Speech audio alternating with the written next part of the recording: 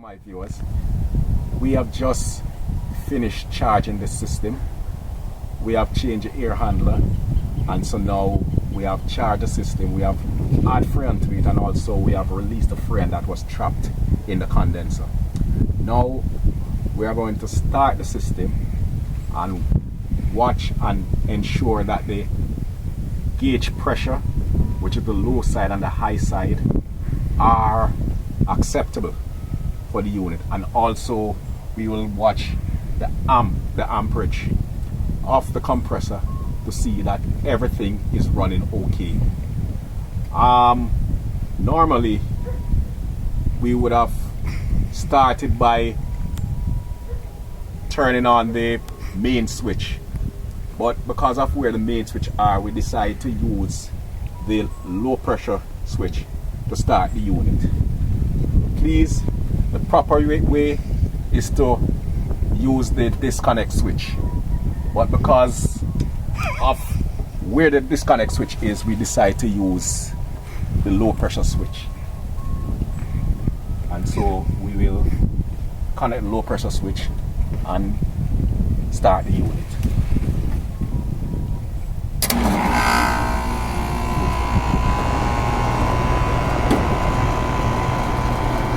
And now the unit is in operation, and so we'll look at our gauge pressure and also how much amperage or current the compressor is drawing.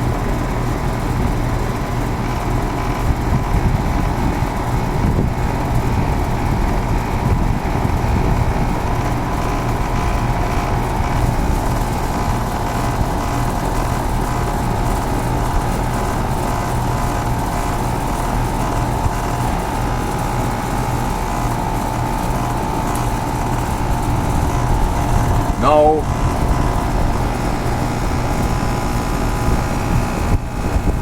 our gauge pressure here is showing 45 on the low side and 70 on the high side. So clearly we will need some freon. We had to, upon pumping down the system so that we could change the air handler, we had to lose some freon. And so now we have to replace that freon that we have lost, so that the charge that is in the system will be adequate for proper cooling. And so we'll charge the system by opening the low side of the gauge to administer freon, which is 22, to the system.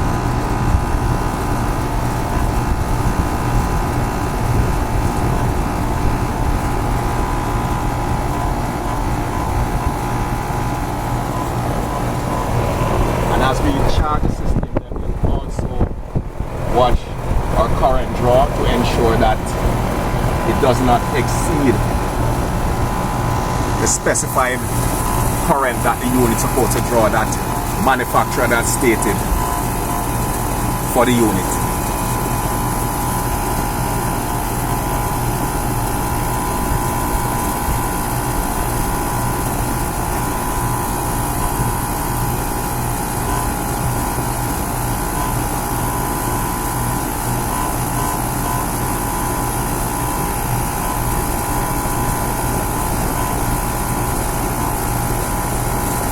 And so as we continue, we'll turn off our gauge to see where we are at.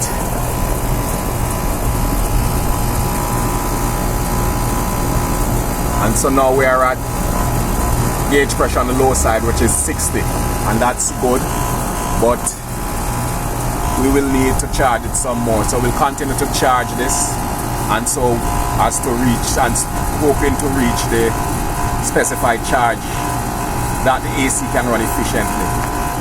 Thank you. Have a good day.